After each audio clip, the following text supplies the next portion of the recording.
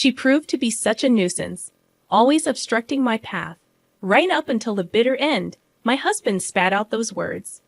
It made me question if he was truly human at all. He was insufferable, not only as a parent but as a person. "I'm sorry. I will avenge you," I declared, standing before the funeral attendees, reading the letter left by my daughter. As I read, my husband's face turned ashen. "What the hell do you think you're doing?" my father-in-law's angry voice echoed. The revenge was about to commence. "My name is Elma, a 40-year-old housewife. I've been married to Carl for 15 years. We met in high school, becoming classmates in our sophomore year. We started talking after becoming desk mates and grew closer while working together on a school festival project. After the festival ended, he confessed, and we started dating. We continued dating through college. Carl moved out on his own, so I often visited his apartment.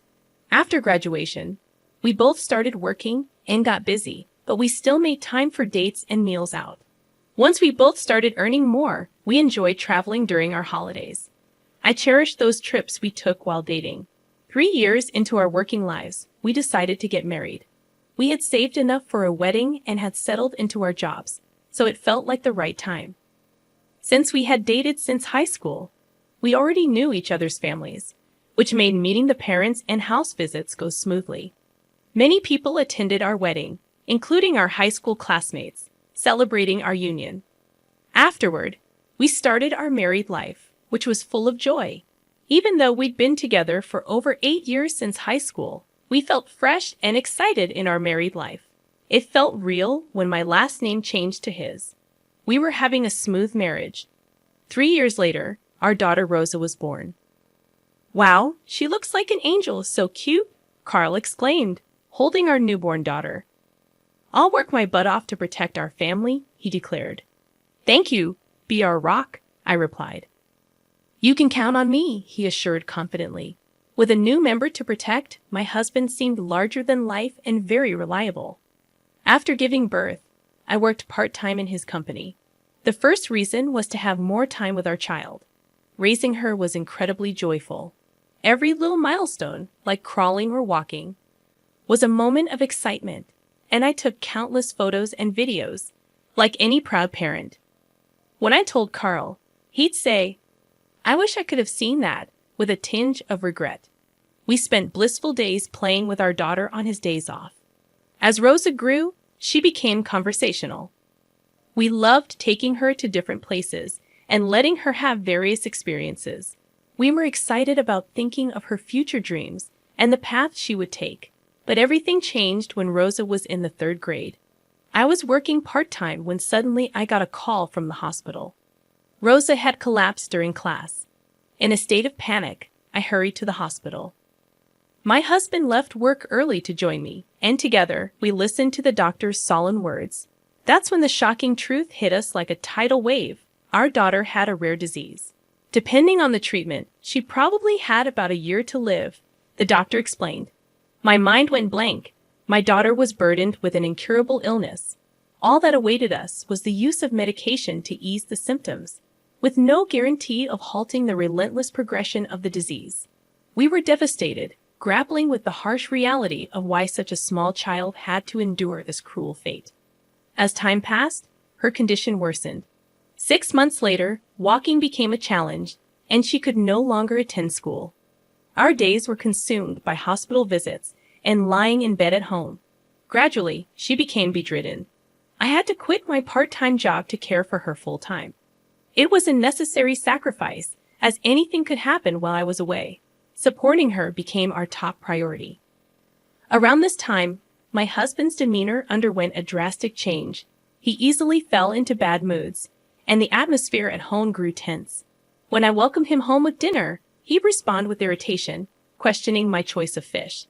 His complaints about every little thing persisted. The house felt peaceful and calm when it was just my daughter and me, but anxiety crept in whenever he was around. His irritability escalated, and he started coming home late, citing overtime work. Strangely, I felt relief when he stayed out late. The mental exhaustion lifted. Yet, I couldn't shake the loneliness. He had stopped caring about our daughter's well-being. When I implored him to talk to her more, he dismissed it, claiming fatigue and declaring that taking care of her during the day was enough. 2 years had passed since her diagnosis, and she continued to fight against her illness with unwavering spirit. Despite her strength, my husband refused to acknowledge her efforts. Instead, his overtime increased, and he started staying out overnight without a message to me. The days without him felt strangely comfortable, even when he was home. Our interactions were minimal, and he seemed to sense the tension, avoiding unnecessary conversations. Strangely, my daughter, in the midst of her struggle, noticed the growing distance between us. "Did you and Dad fall out?" she asked one day. "You hardly ever talk when you're together, right?" "Most of the time." I could hear voices, and it sounded like they were arguing. "I'm sorry. I didn't mean to worry you, but it's okay. We're not on bad terms, really. Yes, true, Dad's just really busy with work, so when he's home, he's resting. That's why I don't talk to him much so he can get some rest." I reassured our daughter. "Oh, I see," she responded, a little relieved but still seeming sad that her dad wasn't talking to her much. "Did Dad start to dislike me after I got sick?" she asked with a hint of worry. "That's not true at all. A parent can't hate their child. Like I said, he's just busy with work. Don't worry, he doesn't hate you, okay?" I comforted her. After putting our daughter to bed and leaving her room, I sighed. Why am I causing her to worry like this? She's in a life or death situation, and I'm troubling her with this. Gathering my courage, I spoke to my husband when he came home. "Hey, Rosa is feeling lonely. She's wondering if you started to dislike her after she got sick," I admitted. My husband, who had been listening reluctantly, seemed surprised that our daughter would say such a thing and finally looked at me. "Yes, she did. So please, even if it's just a little, talk to her. She's lived past the life expectancy she was given, so it wouldn't be strange if we lost her anytime. Let's make sure neither of you has any regrets, okay?" I pleaded. "I got it," he said begrudgingly and in a low voice. The next day, being Sunday, I deliberately created time for just my husband and daughter to be together.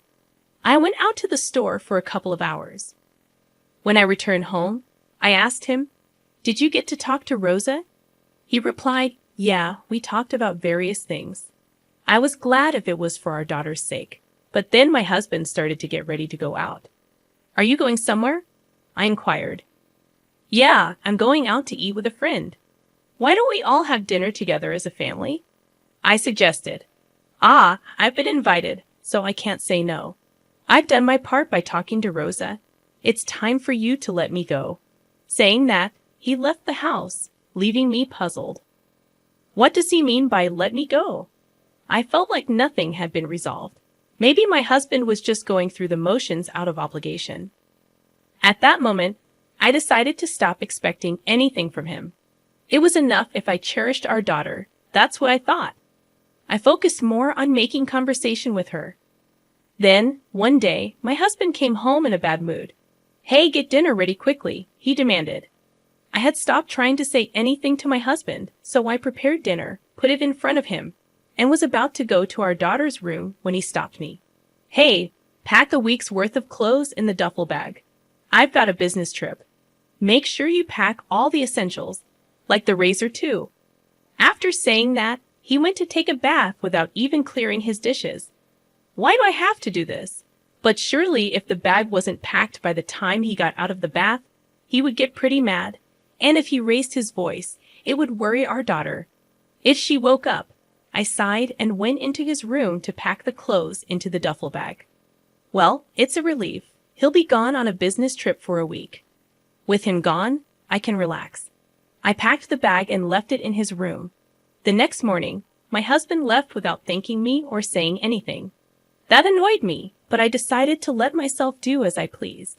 First, I called my parents to come and see our daughter. If my husband is away for a week, my folks can stay over without any worry. They seemed torn, happy to see their granddaughter, but saddened to see her bedridden. They were all smiles in front of her. But once she fell asleep, their faces were filled with pain and loneliness. "It really is unfair of God," they said. Why couldn't it be an old-timer like me instead of a good kid like Rosa? My parents stayed until the very last minute before my husband was due back. As time went on, Rosa's condition worsened, and she had to be hospitalized. I was gripped with fear that the inevitable might be near. I visited her in the hospital every day, but my husband never came. Instead, when he returned home early, he sent angry messages on WhatsApp, upset about dinner not being ready.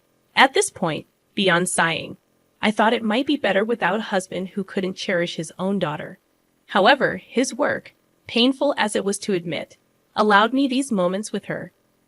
Not only my parents but also my in-laws came to visit her often at the hospital. Rosa always seemed happy when someone came to see her. We even celebrated her 12th birthday in the hospital room, where the nurses prepared a cake, and we all celebrated together. But about a month after her birthday, Rosa's condition worsened, and she passed away. I was devastated, breaking down in tears. The reality shattered my emotions. My parents tried to comfort me, but they ended up crying with me. Still, we had to see Rosa off properly. Together with my parents, I arranged and prepared for the funeral. There were things I had to do, all for Rosa. I managed to hold back my tears and proceed with the funeral arrangements. We arrived at the funeral parlor early before the other mourners. My husband, irritable about having to get up early after coming back from his business trip the day before, was infuriating. He hadn't been reachable when Rosa passed away, and he had the gall to say, "I was on a business trip. Even if you had contacted me, I could have made it back." He tried to light a cigarette in frustration. "Go to the smoking area, please," I said sharply. Tutting, he looked irritated. After I called him out, standing by the coffin on his way to smoke, he said something awful to our sleeping daughter. "You were such a pain, always in my way, right to the end." My husband spat out these cruel words as if they were nothing. Is he really human? He was the worst, not just as a parent, but as a person. I was rendered speechless by the horrible things he said. I couldn't move from the spot until my husband walked towards the smoking area. When I came to, I went straight to the coffin. "I'm sorry. I will take revenge in your place," I told my daughter, steeling myself with determination. I could never forgive him. Then the funeral began. Unbelievably, my husband, who had just said such terrible things, pretended to cry in front of the relatives, saying Rosa's name as tears streamed down his face. I knew it was an act because I saw him apply eye drops before walking up to the coffin. The relatives, not knowing any better, misunderstood and started crying too. Unforgivable. I would reveal his true nature no matter what. As the funeral was drawing to a close, it was time to read the letter left by my daughter. "What? There's a letter?" My husband was clearly surprised, not having known about it. "Yes, there is. I have to properly convey the words she left behind to everyone." I stood before the funeral attendees and began to read my daughter's letter aloud at the microphone. The letter was mostly words of gratitude to me for the care I had given her. With each word I read, tears came and I choked up. The relatives also started to cry along. But as I got to the part about my husband, I took a deep breath. "To Dad," I read, as the tears naturally stopped. "Against Mom, who was always by my side, you seemed to avoid coming home as if you were avoiding us. Even when you came home, all I could hear was your voice yelling at her in my room. Dad used to make time to play with me when I was little, taking me on drives to all sorts of places. But after I got sick and became bedridden, Dad seemed like a completely different person. Mom always pretended to be strong in front of me, but I could tell she was really struggling with how Dad was behaving. It hurt me, thinking maybe it was my fault things turned out this way. But it seems that wasn't the case. Remember the day Mom went shopping, and it was just Dad and me at home. You came to my room and talked to me. Then, maybe because Mom asked you to, I was so happy. It felt like the old Dad had come back.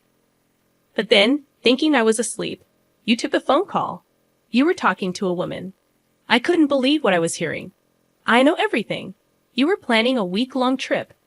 Did you enjoy the Disney trip you went on behind our backs? And you told that woman on the phone that you loved her."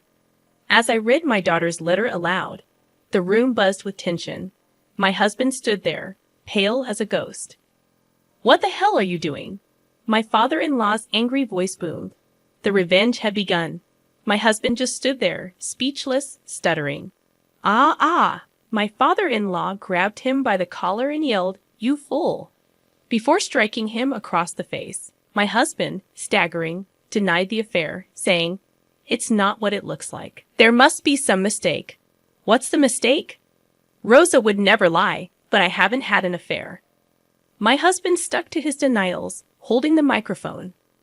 I've already caught you. Stop with the futile resistance. Yes, I had seen my daughter's letter beforehand and hired a private investigator. I had gathered plenty of evidence of my husband's affair. I showed the photo on my smartphone to everyone at the funeral. All the relatives attending glared at my husband. How could you go on an affair trip when your own child's life was hanging by a thread? You're finished as a human being. I didn't raise you to be such a terrible adult. Mom, Dad, you're no son of ours anymore. We disown you. My husband just collapsed on the spot, trying to escape the pain. I didn't want to face the reality that my daughter had become like that. What are you even saying? That's no excuse for having an affair. And if that were true, you would have spent more time with Rosa. Don't lie now when we've come so far. And I heard from your parents. You were asking them for money for Rosa's medical expenses because it was so costly. I never heard a word about it. That means you were using the money your parents sent for your own pleasure, right? You exploited your daughter's illness to collect money and have an affair, didn't you? Don't give me that. How dare you do such low things and then talk about suffering? Rosa was the one suffering the most, fighting desperately to survive her illness. To have a father like you, Rosa was the one to be pitied. You're not wanted at this funeral. Get out of here right now. I shouted at my husband with all my might. He fell on his butt, let out a small yelp, and then hurriedly ran away from the place. After that, I reset and continued with my daughter's funeral. When it was over, my in-laws apologized deeply and offered to help with the divorce and alimony in any way they could. I proceeded with the divorce and demanded alimony through a lawyer introduced by my father-in-law. But that wasn't enough for me. I took the house my husband had bought and also told everyone at his workplace about what he had done. My ex-husband, who had made it to the position of manager, quickly lost all credibility at the company. He was demoted and sent to work in a remote location. He asked his affair partner to come with him, but she promptly dumped him, saying she had no interest in a man without money. In the end, to his affair partner, my ex-husband was just a rich plaything. My ex-husband was abandoned by his parents and relatives, left to work alone in a distant place, living a lonely life in his house. It's all what he deserves, and honestly, I'd like to beat him up to my heart's content if I could. Meanwhile, I sold the house I got from my ex-husband and moved back to my parents' house. With the alimony from my ex-husband and his affair partner, I had a considerable amount of money. I didn't feel like working for a while after my daughter passed away, but gradually, I started to think more positively and began working part-time at a cafe near my parents' house. Mom's homemade cake. Rosa loved it so much. I remember my daughter saying that. Now, I bake sweets every day while working at the cafe and honing my pastry skills. I hope to one day serve my own creations on the menu, and just like how my daughter was happy eating my cake, I want to see someone else smiling while eating my cake. For my daughter's sake, I have to live my life to the fullest. With that thought, I put my all into working towards my dream. Today, thank you for watching the video all the way to the end. If you resonated with the content, please leave a positive rating and a comment.